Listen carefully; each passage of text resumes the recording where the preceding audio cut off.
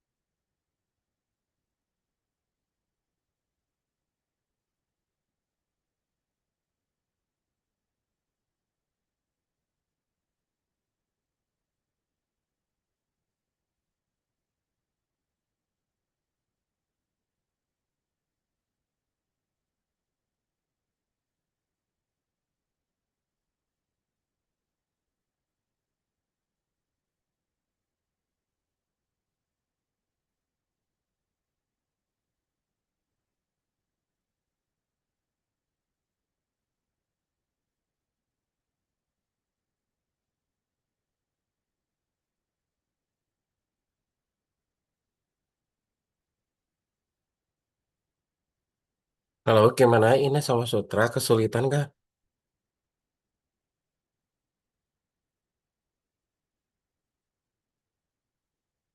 Untuk share screen-nya sudah tak ini sih. Oke, sudah. Oh, Zen ya, silakan. Iya, saya bantu, Pak. Oke, siap, monggo.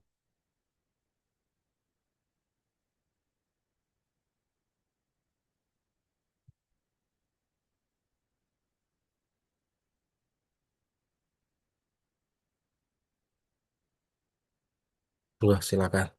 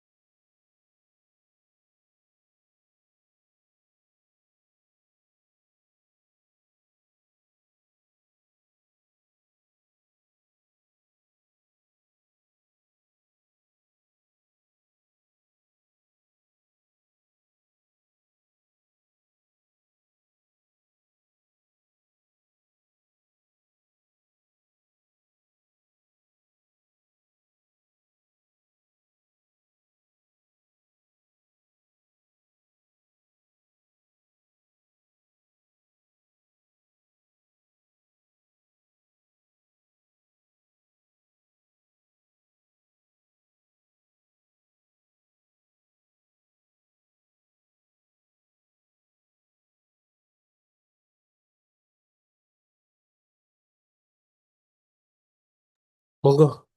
Belum ada suaranya.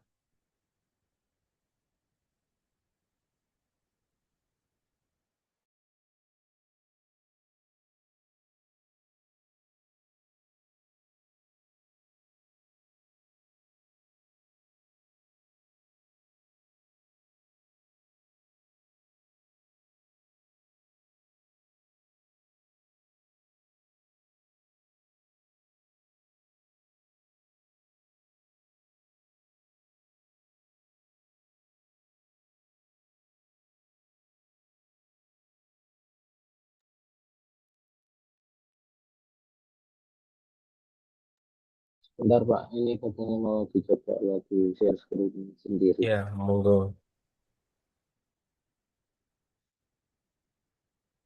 Gimana, Ina sama Mbak Suka mau ditampilin lagi.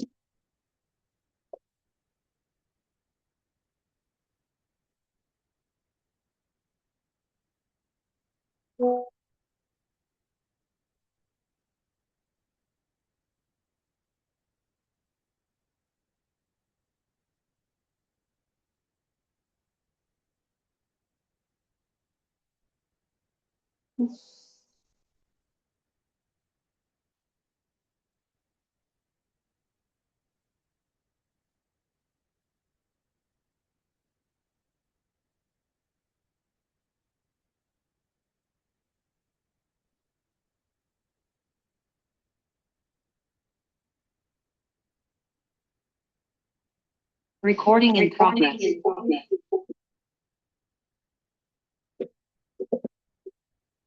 Hmm.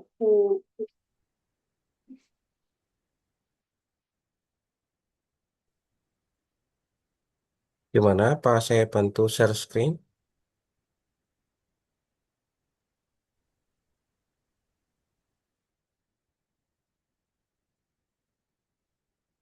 Sudahkah? Sebentar. Monggo. Nah, siap, monggo. Nih. Baik, terima kasih atas izinnya. Kali ini Saya dan Mbak Sutra akan mempresentasikan tentang modal, strategi, dan teknik pembelajaran serta dasar pemilihannya.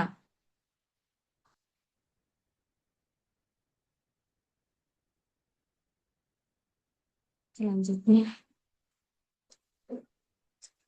yang pertama tadi Pak Ferry kan sudah menyebutkan modal pembelajaran ya. Modal pembelajaran itu kerangka konseptual atau bungkus dari strategi, dari strategi, dari pendekatan, dari metode dan teknik. Jadi modal pembelajaran itu adalah seluruh proses kegiatan belajar dari awal hingga akhir. Sifatnya itu menyeluruh, teoritis, dan memiliki langkah-langkah yang baku. Contohnya problem-based learning, problem project-based learning, dan discovery learning atau conceptual teaching and learning. Sebelumnya maaf yang pertama ya ini. Kemudian dari model pembelajaran tersebut kan ada strategi, teknik, dan ya itu. Kita membahas strategi dan tekniknya. Di sini yang pertama itu ada strategi. Strategi pembelajaran sendiri itu dasarnya adalah rencana tindakan yang disusun secara sengaja oleh guru dengan supaya mencapai tujuan pembelajaran tertentu secara efektif dan efisien. Rencana ini itu mencakup pengorganisasian metode dan pemanfaatkan berbagai sumber daya untuk memastikan tujuan pembelajaran tersebut tercapai. Tanpa strategi yang matang, proses pembelajaran di kelas itu beresiko menjadi tidak terarah dan kehilangan esensi kompetensinya. Selanjutnya,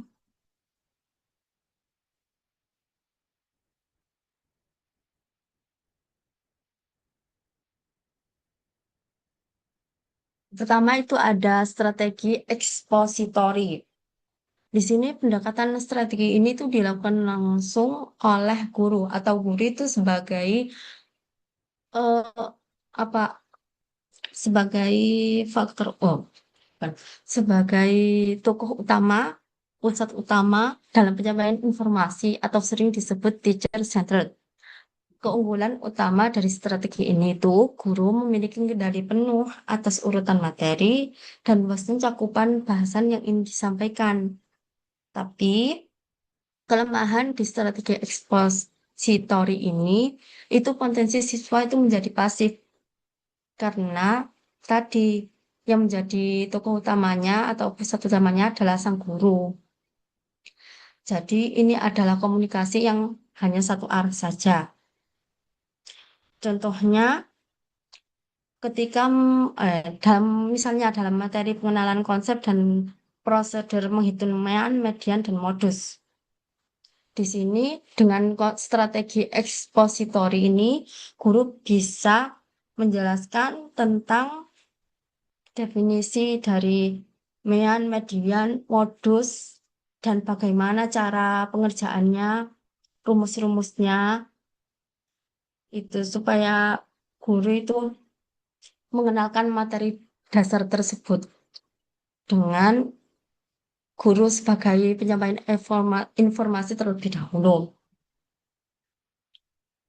Kemudian setelah memberi banyak informasi tentang materi tersebut, guru bisa memberikan pelatihan soal-soal singkat tentang data-data ganjil atau data genap supaya siswa itu terlatih keterampilan berhitung dan mengurutkan datanya dari yang sudah didengar dari gurunya tersebut. Selanjutnya, strategi inquiry.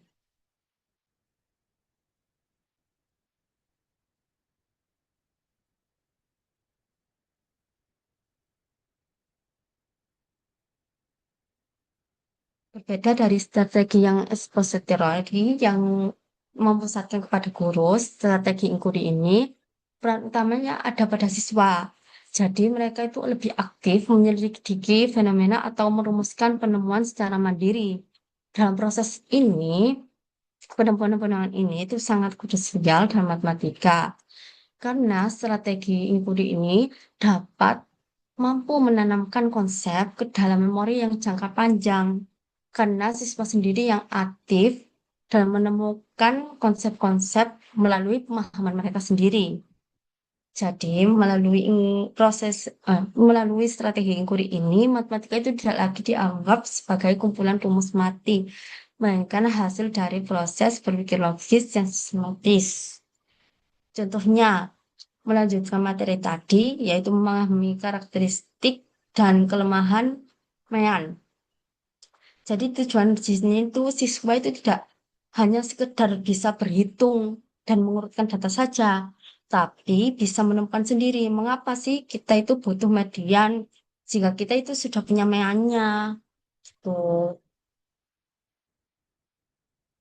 contohnya ketika guru memberikan pemasalahan.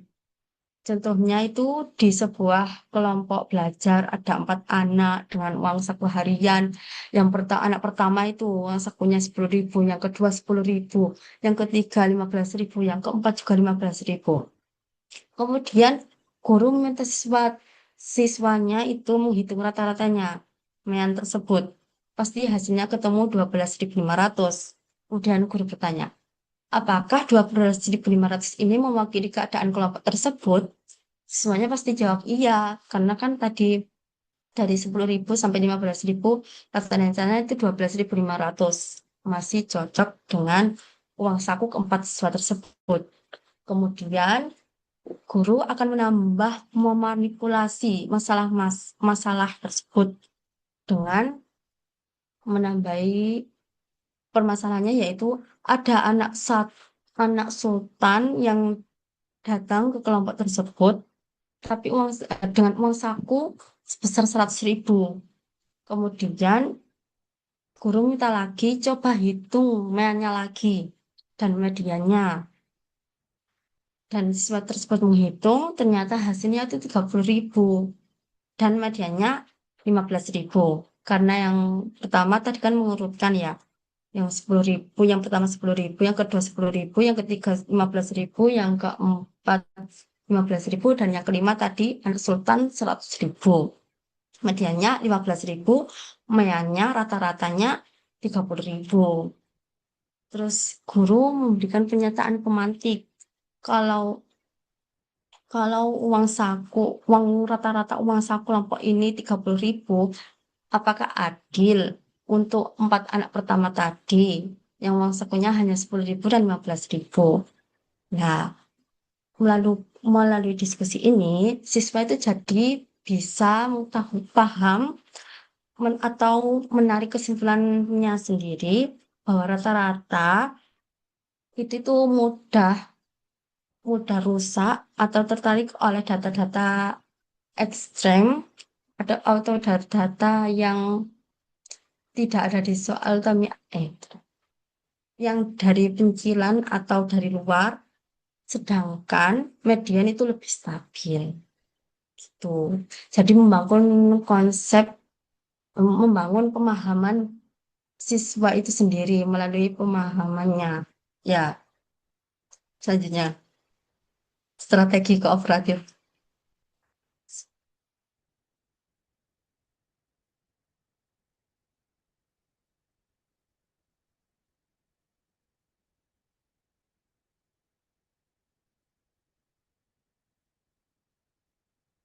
Nah, di strategi kooperatif ini itu menekankan pada pentingnya interaksi sosial dan kerjasama kelompok dalam memecahkan masalah.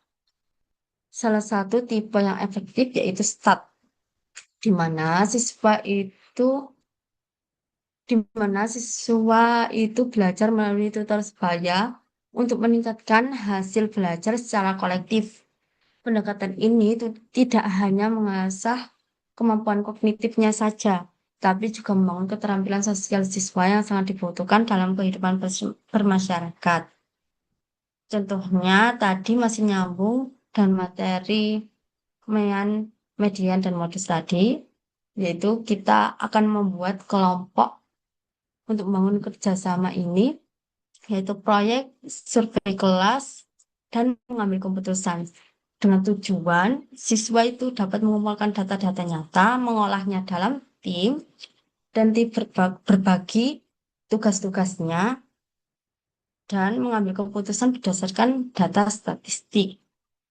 Contohnya, guru membagi kelas itu menjadi beberapa kelompok yang beranggotakan 5 sampai 4 orang. Terus tugas mereka itu sebagai konsultan pabrik sepatu. Jadi mereka itu harus menentukan ukuran sepatu apa yang paling banyak yang harus diproduksi untuk disumbangkan ke kelas mereka.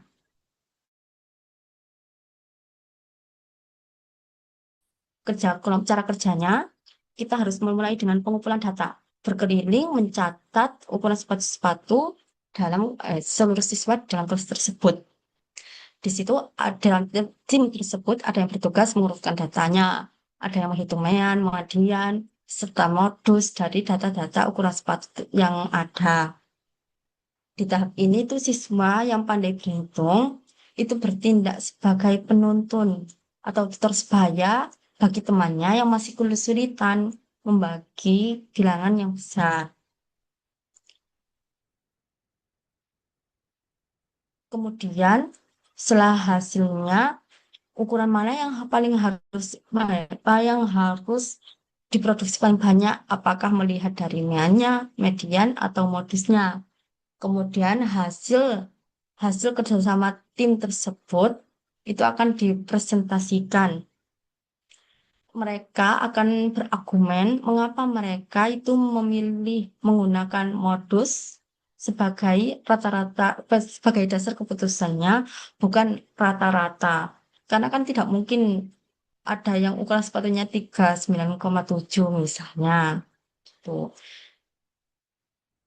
Kemudian guru bisa menilai kerjasama tim tersebut dan memberikan kuis individu singkat di akhir jam pelajaran untuk memastikan kalau tiap anggota individu kelompoknya itu, setiap anggota dari kelompok tersebut itu benar-benar berpartisipasi dan paham akan materi tersebut.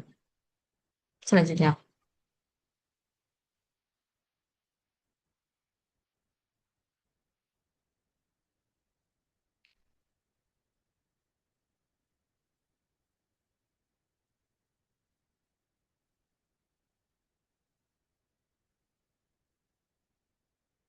dari strategi yang tadi kan strategi itu lebih kayak rencana penyusunan, lebih konseptual berupa ide dan rencana lebih luas dan menyeluruh dan disusun matang sebelum pembelajaran dimulai dan bersikap ya tadi luas mikro. Sedangkan teknik pembelajaran di sini itu rencana yang mikro atau taktik spesifik yang diterapkan guru saat berada di dalam kelas.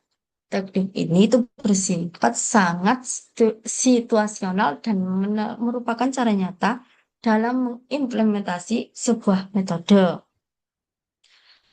Kemampuan guru dalam memilih teknik yang tepat itu seringkali menjadi penentu apakah sebuah rencana pembelajaran yang bagus di atas kertas itu bisa berhasil saat dipraktikkan.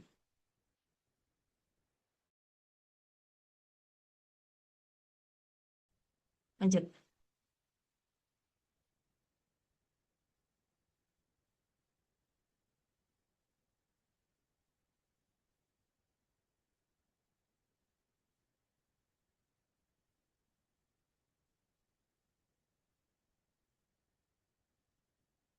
Di teknik pembelajaran sendiri itu ada teknik diskusi interaktif menggunakan metode TPS dan TTW. Teknik seperti Think, Pair, Share atau TPS, Think, Pair, Share atau TPS itu fokus utamanya yaitu keberanian berbicara melalui kolaborasi yang bertahap. Dari T, think, berpikir, guru itu memberikan pertanyaan, setiap siswa itu diam sejenak, berpikir sendiri selama beberapa menit, tidak boleh mencontek, atau bertanya dulu. Kemudian pair, B, H, berpasangan.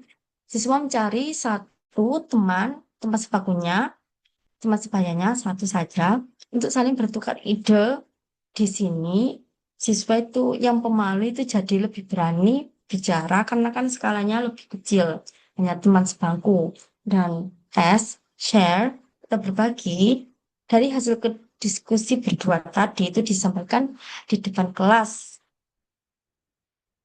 Karena tadi kan sudah latihan dengan pasangannya, ada J, siswa yang pemalu atau itu lebih jadi cenderung percaya diri lah karena tadi sudah latihan. Kemudian ada Think Talk White TTW. Fokus utamanya itu di ketajaman pemahaman melalui tulisan. Think, berpikir. Siswa itu membaca teks atau masalah dan membuat catatan kecil secara mandiri tentang apa yang mereka pahami. Kemudian tab, diskusi. Siswa itu berkumpul dalam kelompok untuk membacakan catatan mereka. Di sini itu mereka itu saling melengkapi informasi yang kurang satu sama lain. Kemudian B, write, menulis. Setelah diskusi selesai, setiap siswa itu menuliskan kembali hasil akhir dengan bahasa mereka sendiri-sendiri secara secara formal, dan ini memastikan siswa itu benar-benar paham materinya secara utuh. Perbedaan A. Perbedaan TPS dan TTW. Tujuan utama TPS tadi itu melatih kepercayaan diri dengan bicara, sedangkan TTW itu dengan menulis, melatih struktur berpikir dan menulis. Interaksinya yang TPS itu biasanya hanya dilakukan dua orang saja atau berpasangan. Yang TTW itu kelompok kecil biasanya 4 sampai 5 orang saat itu. Kemudian hasil akhirnya TPS itu biasanya presentasi lisan atau pendapat, argumen.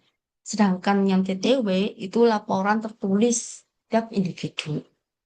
Dan ini sangat berguna untuk memastikan partisipasi aktif tiap siswa.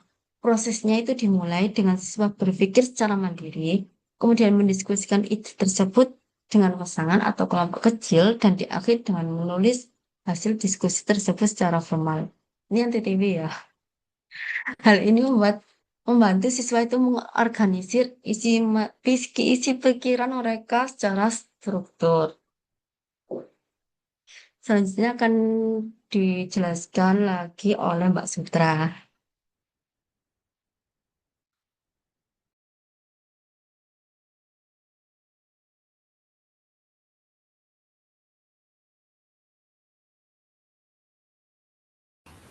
Baik, selanjutnya adalah pendampingan dan visualisasi atau scaffolding dan demonstrasi. Jadi teknik scaffolding itu melibatkan pemberian dukungan belajar yang sangat terstruktur pada tahap awal, yang kemudian dilepaskan secara bertahap seiring bertambahnya kemahiran siswa. Jadi scaffolding itu ya misalnya itu 100%. Kemudian eh, apa dukungan belajar kemudian itu dikurangi 20%, misalnya menjadi 80%, kemudian 60%. Jadi bantuan belajarnya itu dikurangi secara terstruktur. Dukungan ini seringkali dibantu dengan demonstrasi visual melalui alat peraga atau gestur tubuh khusus. Penggunaan visualisasi sangat membantu dalam menjembatani pemahaman siswa dari konsep matematika yang abstrak menuju bentuk yang lebih konkret dan bisa dicerna. Nah, scaffolding tadi kan pemberian bantuan secara bertahap dari guru kepada siswa. Contohnya itu kalau di materi bangun ruang, seperti kubus ya. Guru itu pertama-tama itu menunjukkan model kubus itu gambarnya seperti apa secara langsung, kemudian menjelaskan kalau kubus itu memiliki 6 sisi, kubus itu memiliki 12 rusuk, dan kubus memiliki 8 titik sudut. Jadi guru itu membuka membuka pemahaman murid dahulu tentang bangun kubus itu. Nah, setelah guru membuka pemahaman tersebut, guru mulai mengurangi bantuan, misalnya dengan bertanya kepada siswa, berapa jumlah rusuk kubus, sampai siswa itu sudah mampu menjawab sendiri tanpa bantuan guru, tanpa penjelasan guru lagi. Nah, visualisasi juga sangat penting karena melihat bentuk nyata atau gambar, siswa itu lebih mudah memahami konsep dibandingkan dengan mendengar penjelasan saja. Nah, dalam contoh ini, siswa itu bisa kita kita menggunakan eh, GeoGebra atau membuat jaring-jaring dari kertas yang terdiri dari 6 sisi ya. Kemudian jaring-jaringnya itu disatukan menjadi bentuk kubus. Slide selanjutnya.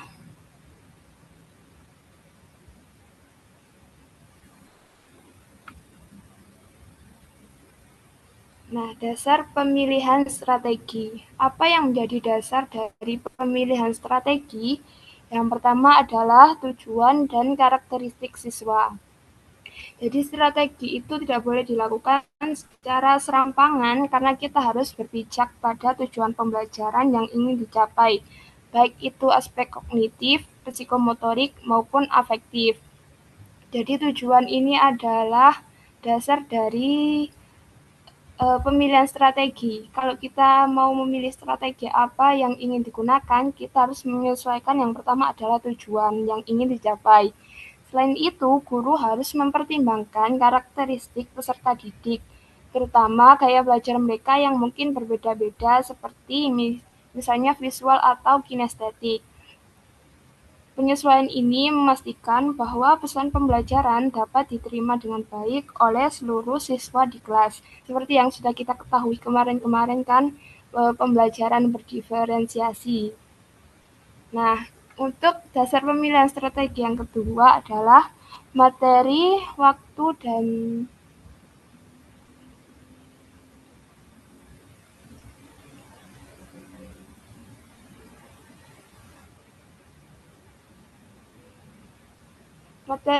dan fasilitas. Nah, faktor lain selain tujuan dan karakteristik siswa adalah materi, waktu, dan fasilitas. Materi itu sendiri, apakah bersifat narasi yang panjang atau logika abstrak yang padat seperti di matematika. Terus guru juga perlu bersikap realistis dengan melihat ketersediaan waktu dan fasilitas pendukung yang ada di sekolah. Jadi guru kan harus memanfaatkan fasilitas yang ada di sekolah. Jadi menyesuaikan dengan waktu dan fasilitas. Pemilihan strategi yang terlalu idealis namun tidak didukung oleh sarana yang memadai seringkali justru akan menghambat proses belajar mengajar. Jadi harus disesuaikan juga dengan sarana dan prasarana di sekolah. Adanya itu apa? Kemudian slide selanjutnya.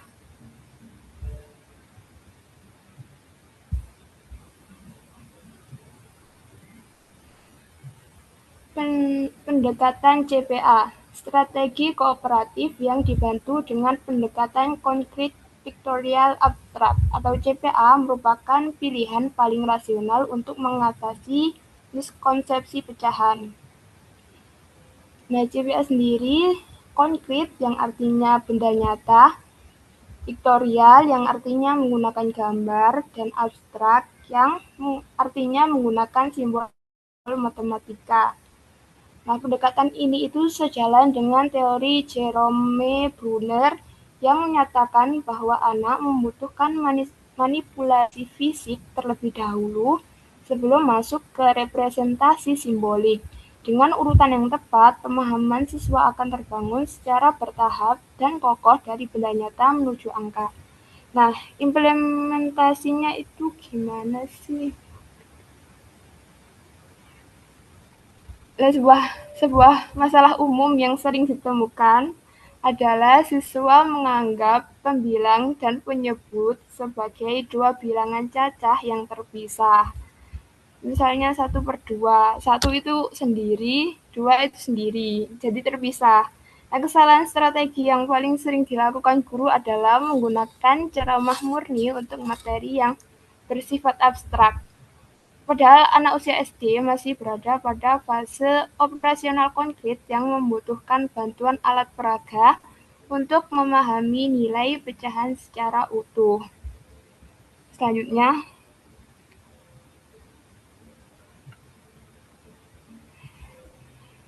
maaf Pak, tadi salah baca.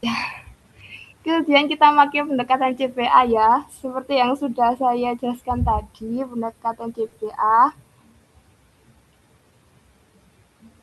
Jadi, anak SD itu membutuhkan manipulasi fisik terlebih dahulu sebelum masuk ke representasi simbolik. Dan dengan urutan yang tepat, pemahaman siswa akan terbangun secara bertahap dan kokoh dari benda nyata menuju angka. Untuk implementasinya itu bagaimana? Nah, tahap awal dimulai dengan fase konkret atau benda nyata. Jadi di sini kan kita kita ingin menjelaskan kepada murid tentang pecahan.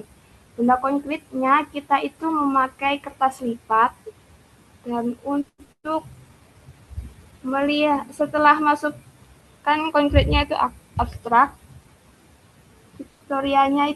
Piktorialnya adalah menggambar area yang diarsir sebagai bentuk visualisasi dari pengalaman fisik sebelumnya. Jadi kertas lipatnya tadi, misalnya kita ingin membuat pecahan 1/2. Dari satu kertas lipat,